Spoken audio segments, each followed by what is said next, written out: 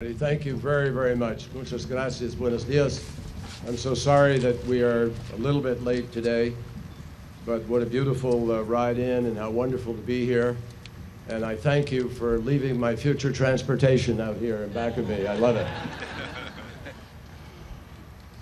Distinguished members of the Cuban delegation, Josefina, thank you for your leadership and for all your work of your delegation. Excellencies from the diplomatic corps, my colleagues from Washington, past and present, Ambassador De Laurentiis and all of the embassy staff, and friends watching around the world.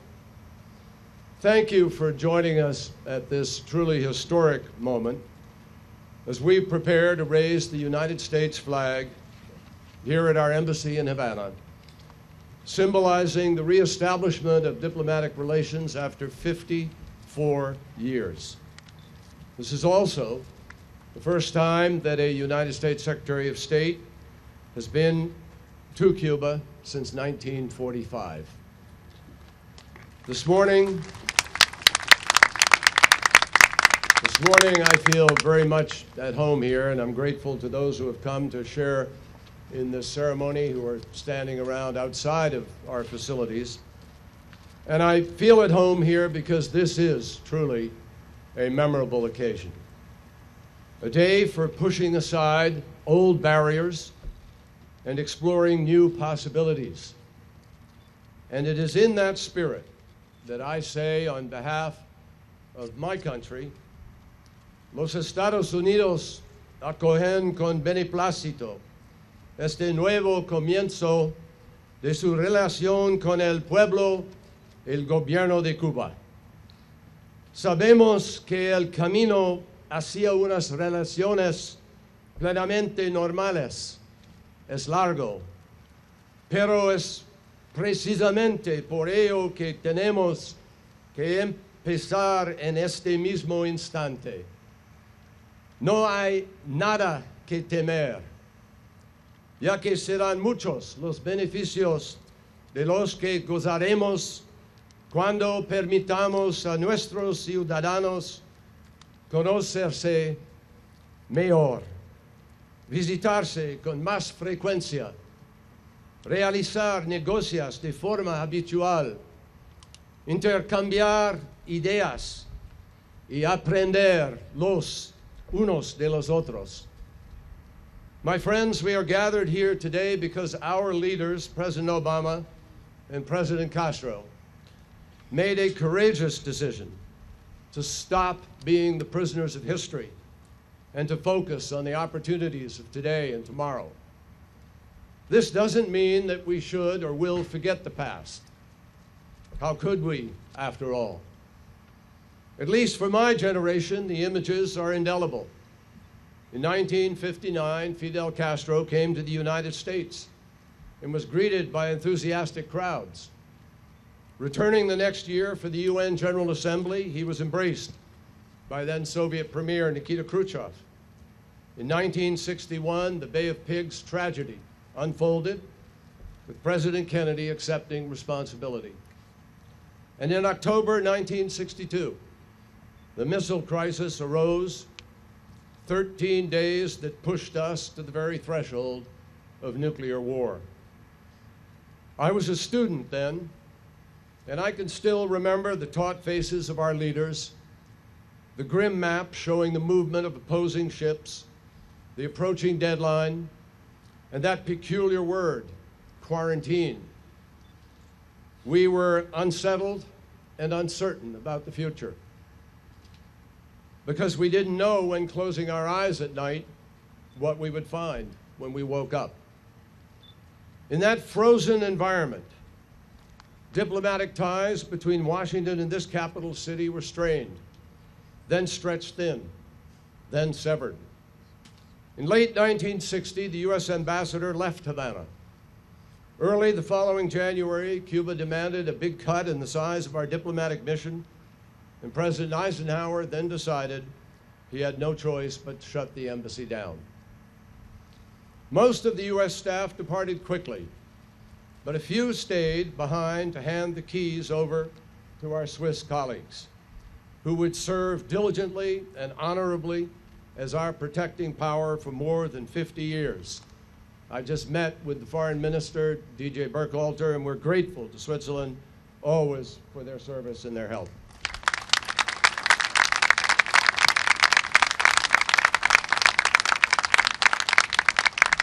Among those remaining at the embassy were 3 Marine Guards: Larry Morris, Mike East, and Jim Tracy. As they stepped outside, they were confronted by a large crowd standing between them and the flagpole. Tensions were high. No one felt safe. But the Marines had a mission to accomplish. And slowly the crowd just parted in front of them as they made their way to the flagpole, lowered Old Glory, folded it, and returned to the building.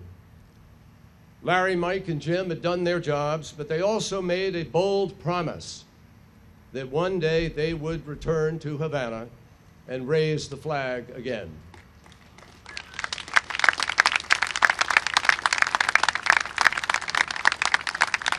At the time, no one could have imagined how distant that day would be. For more than half a century, U.S.-Cuban relations have been suspended in the amber of Cold War politics. In the interim, a whole generation of Americans and Cubans have grown up and grown old. The United States has had 10 new presidents. In a united Germany, the Berlin Wall is a fading memory. Freed from Soviet shackles, Central Europe is again home to thriving democracies. And last week, I was in Hanoi to mark the 20th anniversary of normalization of relations between the United States and Vietnam. Think about that.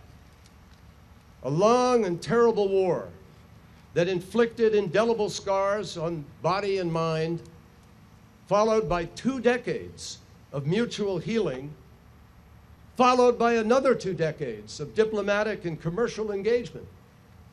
In this period, Vietnam evolved from a country torn apart by violence into a dynamic society with one of the world's fastest growing economies. And all that time, through reconciliation, through normalization, Cuban-American relations remained locked in the past. Meanwhile, new technologies enabled people everywhere to benefit from shared projects across vast stretches of ocean and land. My friends, it doesn't take a GPS to realize that the road of mutual isolation and estrangement that the United States and Cuba were traveling was not the right one, and that the time has come for us to move in a more promising direction. In the United States, that means recognizing that U.S. policy is not the anvil on which Cuba's future will be forged. Decades of good intentions aside, the policies of the past have not led to a democratic transition in Cuba. It would be equally unrealistic to expect normalizing relations to have, in a short term, a transformational impact. After all, Cuba's future is for Cubans to shape. Responsibility for the nature and quality of governance and accountability rests, as it should, not with any outside entity, but solely within the citizens of this country. But the leaders in Havana and the Cuban people should also know that the United States will always remain a champion of democratic principles and reforms. Like many other governments in and outside this hemisphere, we will continue to urge the Cuban government to fulfill its obligations under the UN and Inter-American Human Rights Covenants, obligations shared by the United States and every other country in the Americas. And indeed, we remain convinced the people of Cuba would be best served by a genuine democracy, where people are free to choose their leaders, express their ideas, practice their faith, where the commitment to economic and social justice is realized more fully, where institutions are answerable to those they serve, and where civil society is independent and allowed to flourish. Let me be clear. The establishment of normal diplomatic relations is not something that one government does as a favor to another. It is something that two countries do together when the citizens of both will benefit. And in this case, the reopening of our embassies is important on two levels: people to people and government to government. First, we believe it's helpful for the people of our nations to learn more about each other, to meet each other. That is why we are encouraged that travel from the United States to Cuba has already increased by 35% since January and is continuing to go up. We are encouraged that more and more U.S. companies are exploring commercial ventures here that would create opportunities for Cuba's own rising number of entrepreneurs. And we are encouraged that U.S. firms are interested in helping Cuba expand its telecommunications and internet links, and that the government here recently pledged to create dozens of new and more affordable Wi-Fi hotspots. We also want to acknowledge the special role that the Cuban American community is playing in establishing a new relationship between our countries. And in fact, we have with us this morning representatives from that community, some of whom were born here, and others who were born in the United States. And with their strong ties of culture and family, they can contribute much to the spirit of bilateral cooperation and progress that we are seeking to create, just as they have contributed much to their communities in their adopted land.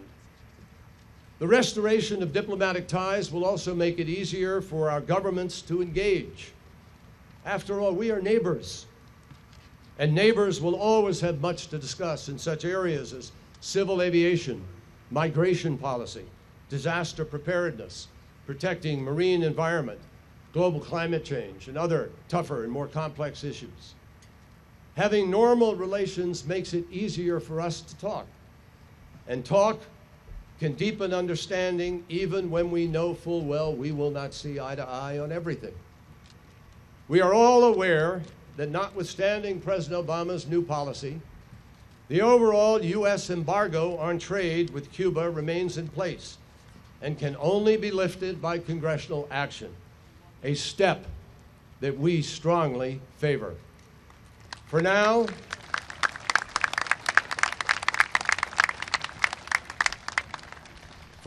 the President has taken steps to ease restrictions on remittances, on exports and imports to help Cuban private entrepreneurs, on telecommunications, on family travel, but we want to go further.